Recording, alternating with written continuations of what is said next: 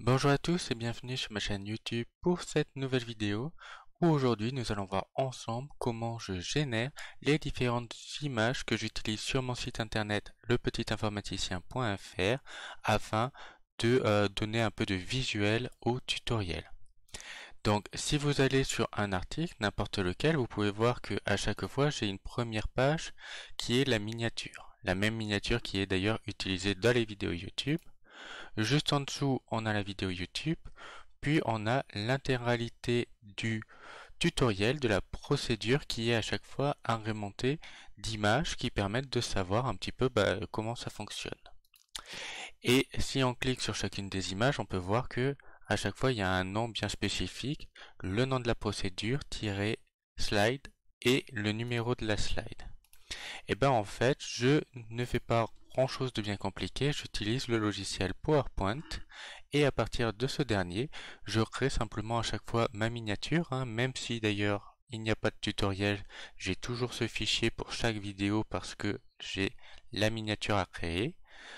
Ensuite, j'ai les différents éléments avec des flèches qui permettent de bien pointer où il faut effectuer l'action, des différentes sections qui correspondent à mes chapitres à chaque fois, et de temps en temps du texte ou d'autres éléments. Là, j'ai une petite bibliothèque d'objets que je peux utiliser.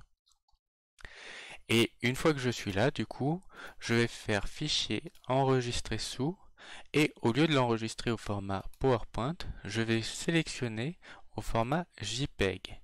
J'enregistre. Là, il me demande est-ce que je veux enregistrer seulement la slide active ou toutes les slides. Dans mon cas, là, ça va être toutes les slides. Et du coup, maintenant, si je retourne dans mon dossier où il y avait mon fichier PowerPoint, je vais retrouver aussi un nouveau dossier qui porte le nom du fichier PowerPoint et dans lequel je vais retrouver l'intégralité de mes slides. Donc je vais commencer par supprimer la dernière qui ne correspond pas à du véritable contenu. Et maintenant je vais vous montrer comment je les renomme très facilement. Donc première étape, je vais venir récupérer le nom du fichier. Donc qu'est-ce qui utilise ce fichier?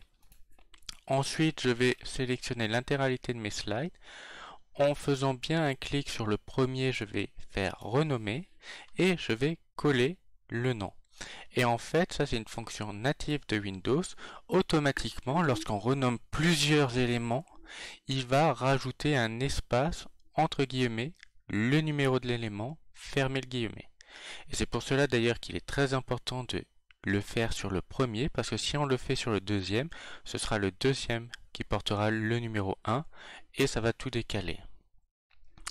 Ensuite, j'ai juste à reprendre le premier et à faire tirer miniature. Je récupère tous les autres, je fais tirer slide. Et donc il va me les renuméroter à nouveau de 1 à 8 vu que j'ai 8 slides.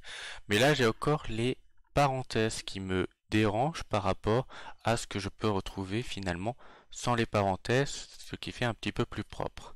Et donc pour supprimer ces différentes parenthèses, ce que l'on va faire, c'est utiliser un autre utilitaire qui s'appelle Power Rename. Je vous mets la vidéo de comment l'installer et savoir comment ça fonctionne juste ici.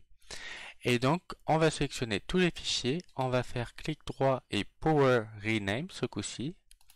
Et en fait on rentre dans un utilitaire, et dans cet utilitaire initialement on va trouver sur la gauche tous les noms d'origine et sur la droite les noms renommés.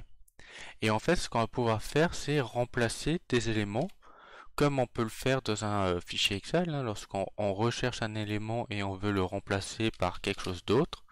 Voilà, je voudrais remplacer l'ouverture de parenthèse par Toto. Là, non, je vais le remplacer simplement par rien. Je l'applique.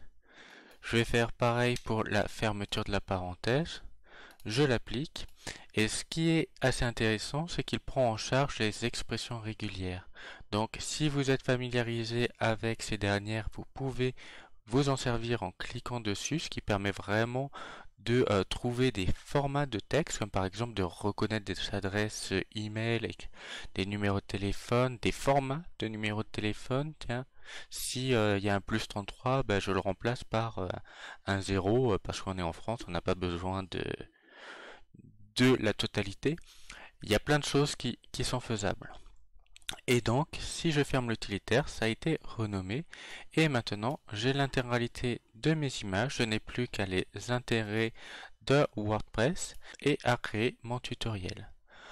Pour tout ce qui est du contenu texte, je me sers simplement d'un fichier Word dans lequel je vais commencer par insérer mes différentes images, rajouter à chaque fois du texte, et une fois que le fichier Word est terminé, je peux le copier directement de mon site internet. Voilà, c'est tout pour aujourd'hui. J'espère que cette vidéo vous a plu. Si c'est le cas, n'hésitez pas à lâcher un pouce bleu, à vous abonner, à activer la cloche des notifications, voire mettre un commentaire sous la vidéo.